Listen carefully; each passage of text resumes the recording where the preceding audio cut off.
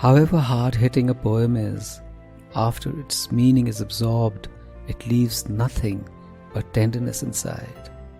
Truths burn us, but also provide the balm. This is Sunil Bhandari, and you are listening to Uncut Poetry. Infinite tenderness. Maybe someday, as we sit with each other, musing of the days we'd discovered together, you would smile through the memory and say, "We've had some good times." And I would reply, "Some spectacularly bad ones too." You would say, "We are just ordinary beings living with our uncertainties, of no meaning to anyone except what life and we mean to each other." And we would muse how that thought freed us such that we could let both spring and the storms breach our lives, and let its minutiae engulf us more than the world could ever do. And you made the balm to cure the bruises we gave ourselves, lest we be scarred with each other's names.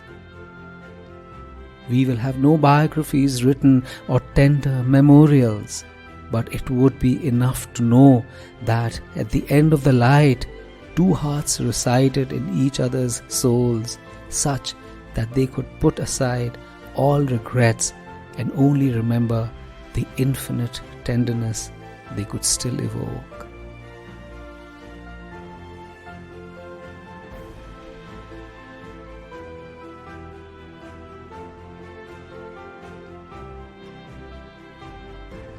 One of the abiding joys of growing old together is to remember insignificant minutiae, some which hurt like pebbles in a shoe, and some which effortlessly made us remember why we were together.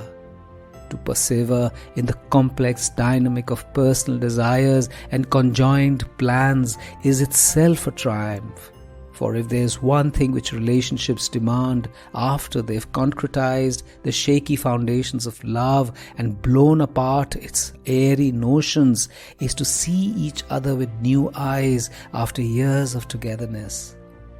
To jettison backstories, to wipe out bad behaviour, and to sit firmly on the conjoined hard earth and look at the stardust which got made together. Possibilities of persistence lie embedded in the ephemeral and the insignificant, which we take the trouble to notice. What gives us joy is not emblazoned in the skies. It comes unexpectedly as teardrops and finds its way into us as a brook.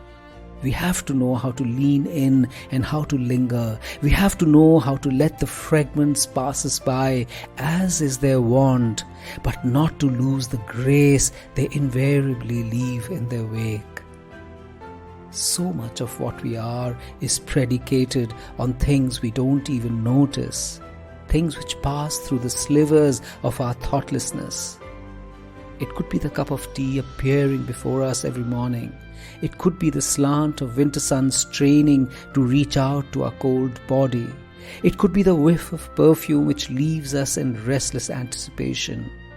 But these are the things which gold plate our brassy days and render magic where we think none is possible.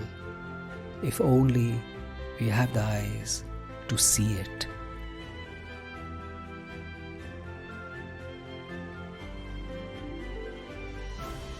This is Sunil Bhandari, and you are listening to Uncut Poetry.